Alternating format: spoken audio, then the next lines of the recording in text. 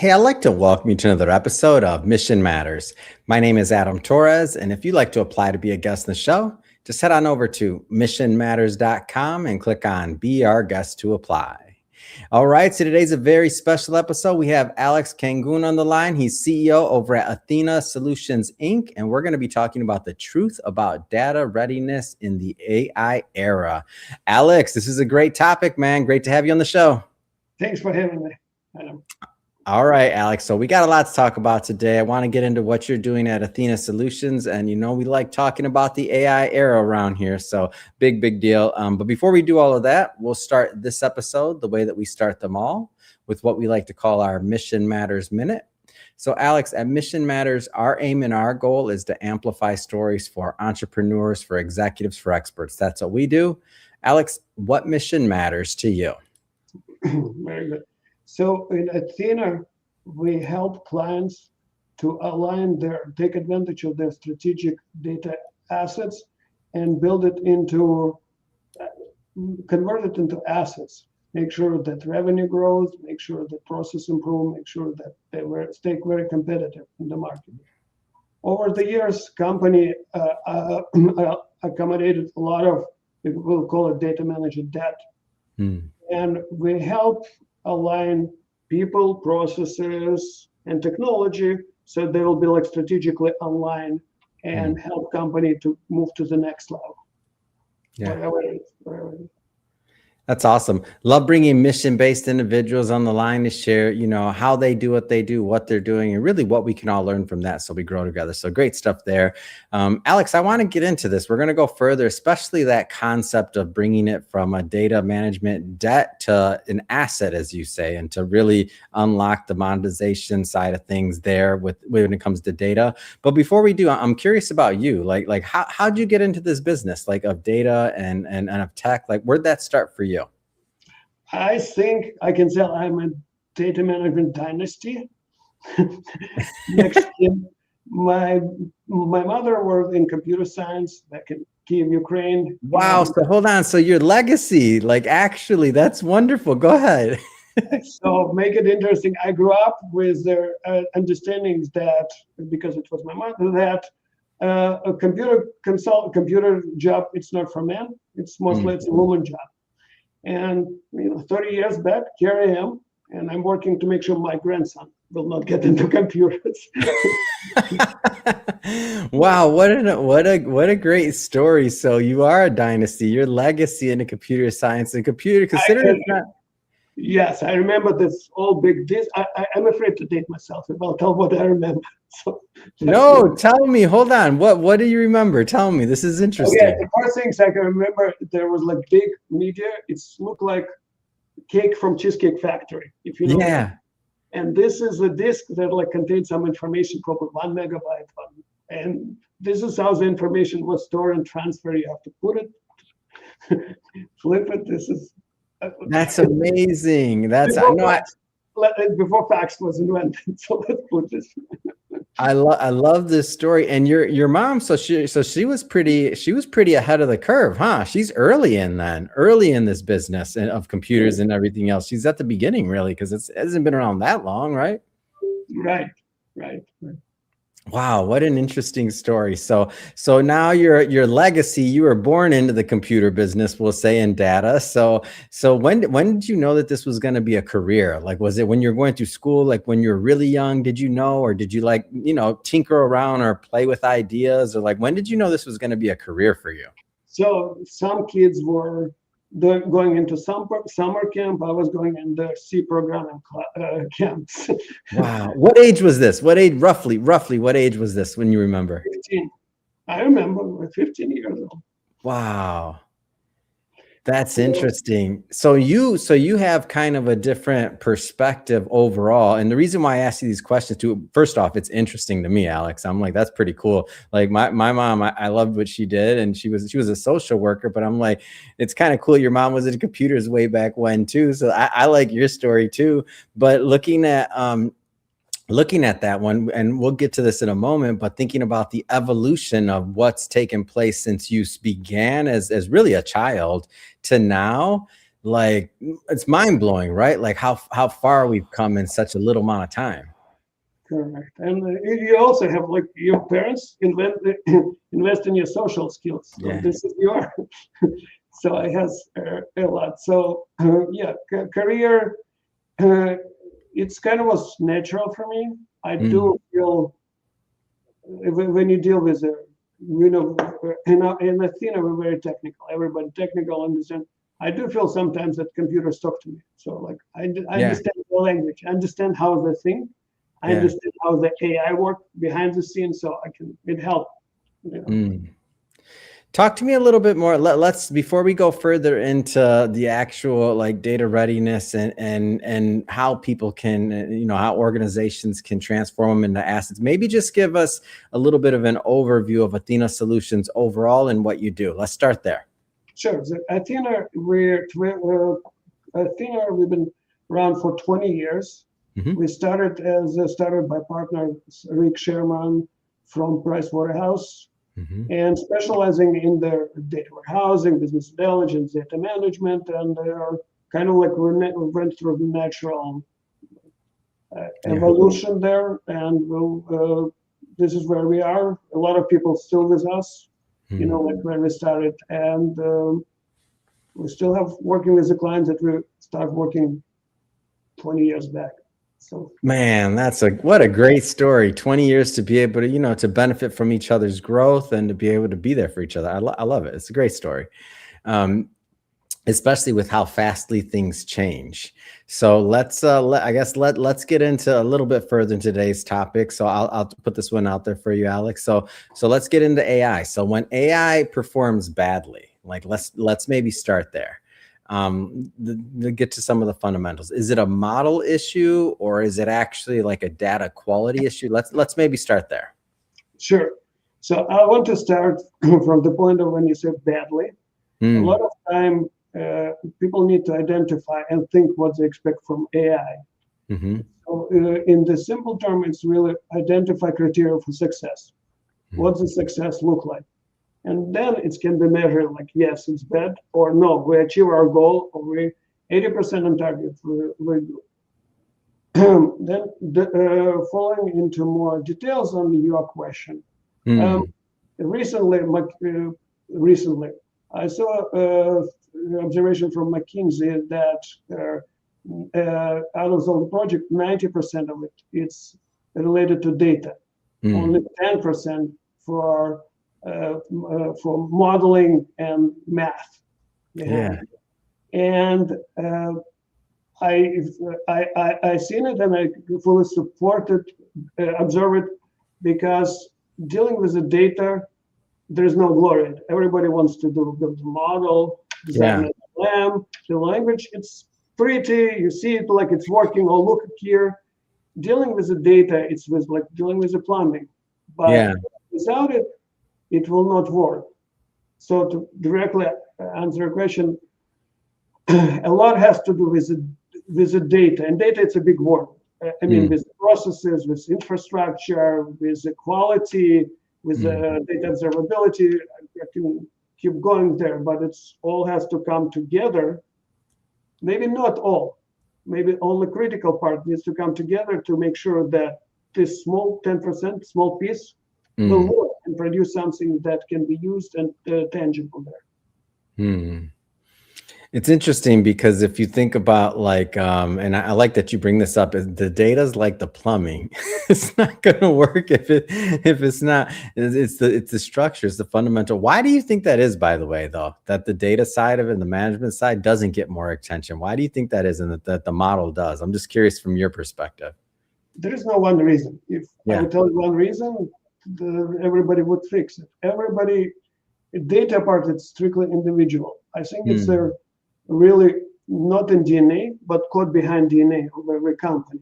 mm, And it's has to do with the company growth. It has to be with the company mentality. It has to do with the company processes.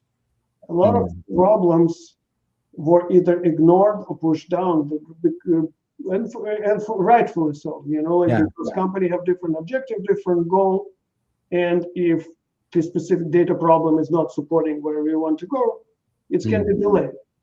And suddenly it's bring to forefront all the problems and all the issues. And yes, you have to fix it. Yes, we have to address it. No, it will not work if we will muck it up. So that's what do you think about, so like going further into this, so when companies maybe aren't managing their data right, like how can they turn that into an asset? How can they unlock that data to become an asset versus where some people are looking at maybe as a liability on the other side, as a cost? Like how should somebody, I guess, to start it, fundamentally, is it start with kind of like a rethinking about it, or like how can they unlock that is what I'm trying to say. Sure. I want to correct. The company is not bad managing the data. Managing the data is asset. They manage the best that they can. So it's not like the bad. Yeah, they're not doing it on purpose, for sure. Yeah, like nobody's going to say, I want to mess this up. I totally agree with you. Yeah. I understand. This is just the reality of what's happened. So it's a matter a lot of time of prioritization, what needs to happen, and focus. You know, and a lot of time, in many cases, the corporation go for the short-term fix, like just let's patch it. So two problems, I can say, patch it and it will work, rather than addressing the problem. And another problem I see is we call it data crunch. That they limping, but they can walk with it, and so it's kind of like they can live with it. Yeah. With the patches. So that's, and it's hurting them long term because it may work for a certain period of time. Like for example, if company wants to update, if you want to receive data like almost real time instantaneously, but not all the processes supporting it. It takes 3 days to process it. It takes another 2 days to update it. And they want it, they have ambition, but they can't do it. So this is what's hurting them or what's slowing them down. How should companies start thinking about as they're thinking about this data management problem, or not problem, excuse me, opportunity? How should people be thinking about AI as it relates to this? They need to be opportunistic. So it's multiple kind of like lenses you can look through this. But I mean opportunistic, that they need to identify a problem that really talkable and can be done, implemented within a short period of time. I'm talking about like 2-3 months, not something that year down the road, because business very dynamic, situation very dynamic. Their priority will change by in 6 months. And they need to understand what they have and how they support it. One critical component, and I believe we are switching, when we're working with our customers, we are switching their perspective. They're looking on their process, like what we don't have. Oh, we don't have this, we don't have that, we need this, we need it. Rather than we're building on the positive, because positive, you have good relationship with the business. Your operational processes very solid. Build on what they have, because when they kind of like build on the positive rather than like solve all the negative. And it's as I mentioned, the company DNA, the way they do company do business or conduct dealing with data, it's also in the DNA. So you can, in order to be successful, you have to build on what they're doing well. Yeah. They're succeeding because they've been successful. This is what they've done so far. They just need some help rather than like, whoa, everything is like so bad. So start with a good thing, start with a positive, so it will work. Can you give, and you don't have to give like a specific company name or anything like that, but I'm just trying to visualize what this can look like. Can you give maybe like a use case scenario, or just something about like what that can look like, the positive benefit of the other side of what happens when you get data right in this case? Absolutely. So if we mentioned the global insurance provider, we built a series of the project started with building AI roadmap. And we follow our methodology where we said, like, we're attacking, or we're not doing everything AI. We're not doing generic AI. We're not doing like, we're helping with a specific what's critical for you. Yeah. But, for example, the first one started as a customer attrition, then cross-selling, and we build it like we logically build it up so that every next iteration we're on top taking advantage of what already built. The first really, and also we were able to build a trust that first build will take some time because it's not just we're building while it's generating solid foundation. Yeah. The next small iteration will take time. Success, also in terms of success, over the year we implemented like several data models, several LLM functions where it's people using it without knowing that they're using it. So that's a definition of success, and that's the big win when you can integrate it. It doesn't mess with like anything else that's going on in the production otherwise, and people are using it, and it just works, right? And it makes and does what it's supposed to do, right? That's the big win. Yes. One of the biggest compliment I got on one of the conferences where they presented their case. We were part of the presentation. One of the executives said, like, first, about a year ago, when somebody presented to me, I didn't really believe it. I said, yeah, I'll support it, but I didn't believe it. But now I'm presenting at this conference. I can't believe what we did. And this is important part, I think, because we didn't recommend to implement everything. Let's do AI. Rather than we build small iteration, build the credibility, build the belief of the company, and then we were able to be successful every new iteration. I want you to elaborate on something you said a moment ago. And what you said was, was that, the first iteration to lay that groundwork or that foundation, I believe is the word you used. It may take a little bit longer, but maybe the iterations that are built on top of that or like after because that foundation is laid, can become, easier to implement or possibly even faster. Can you elaborate on that a little bit more? Like, what does that mean? Sure. So what it means that, although we treat it as a small iteration and small projects, we didn't lose sight of what's coming next. Yeah. And we're not next after next. It's kind of like people playing chess. Yeah. And you need to be able to anticipate like 3-4 steps forward. So Grossman, like they imagining like 6-8 steps, not like they can see it.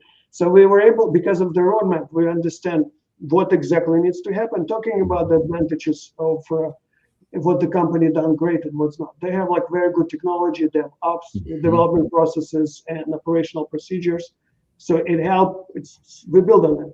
We took advantage, and then we incrementally improved for all the other integration, quality, and then the next time we have a framework already in place. We just like plug it in, and the next one there is like limited what we need to do. Let's just adjust that. So setting up the right framework, we have what we have like data quality framework, data integration framework. Go ahead. What's the sweet spot? Like, what's the types of companies you work with, whether it's industry or size of company, headcount, revenue? Like, what's the sweet spot of like who normally gets the most value out of working with you and your team? Small to medium corporation. Small to medium corporation that they have to be in their state where they're facing this issue. Yeah. Or they need some improvement, or they got into in some cases we get in client that like we know will not fix it, will get acquired by big retails, and we don't want it. So I get it. Alex, man, this has been a lot of fun having you on the show today and getting to know more about Athena Solutions and your work, and also your background, man, your legacy data management, legacy in this business. I didn't know what you were going to go with that when you told me, and I was pleasantly surprised to hear your story. That being said, what's next? I mean, what's next for you? What's next for the company? So I think you heard enough about my background. I don't know what's that, but what I think about with the company and where we see AI growing, it's going into 2 directions.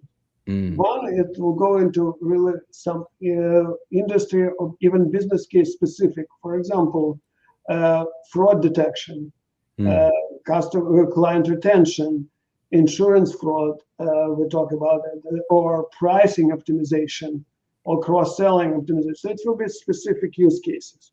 Yeah. And because they need to be tested, they need some industry specific. But then the second direction, it will go into building this foundation, because in order to build all these business case scenarios, you will need to have the same data management practices up to a certain standard. You need to be able to rate it. Ready, I'm not saying get A across all the people process. I mean, ready good enough that you can achieve your business objective. So, and this will be second direction, kind of like it's cutting a common across all the AI initiatives. Yeah. Alex, how do people follow up? How do they learn more? How do they connect with your team? So our company grew up on the dealing, as I mentioned, very personal relationship. So feel free to reach to me on LinkedIn. Work with our customers, I'd like to say heart to heart, hand to hand, but I'm using heart to heart, to solve their business problem, taking all of this very personally. So feel free to reach on LinkedIn. Fantastic. And for everybody listening, just so you know, we'll definitely put some links in the show notes so you can go connect with Alex and his team. So you can just click on the link and head right on over. And speaking of the audience, if this is your first time with Mission Matters and you haven't done it yet, hit that subscribe or follow button. This is a daily show. Each and every day, we're bringing you new content, new ideas, and hopefully new inspiration to help you along the way on your journey as well. Yes, you heard me right. Daily, we got plenty more interviews coming up. We don't want you to miss a thing. Hit that subscribe or follow. And Alex, man, awesome having you on the show today. Thanks again for coming on. Thank you. Bye.